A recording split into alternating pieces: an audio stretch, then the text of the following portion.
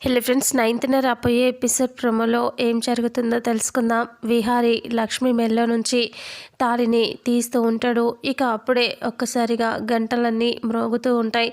లక్ష్మి ఏడుస్తూ విహారిని చూస్తూ ఉంటుంది. అంతలో అక్కడికి స్వామీజీ వస్తారు. అదే గౌరీమాత పూజ చేయమని చెప్తాడు కదా, ఆ స్వామీజీ వచ్చి ఆపండి అని గట్టిగా అరుస్తాడు. అప్పుడే విహారీ లక్ష్మి లేచి నించుంటారు.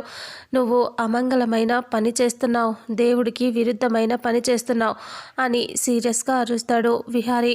నేను ఆ అమ్మాయి బ్రతుకు బాగుండాలి అంటే ఇప్పుడు ఈ పని చెయ్యక తప్పదు, అందుకనే తన మెల్లో తాళి తీస్తేనే తన జీవితం బాగుంటుంది అని అంటూ విహారీ చెప్తాడు.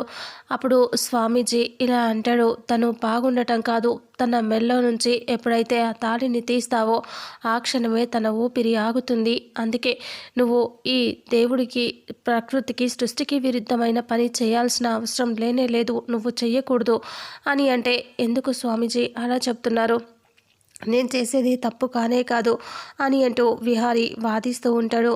స్వామీజీ చాలా కోపంగా గట్టిగా విహారీతో, నువ్వు చేసేది చాలా తప్పు, ఇప్పుడు ఈ పని చెయ్యకూడదు అని విహారీకి చెప్తూ ఉంటాడు.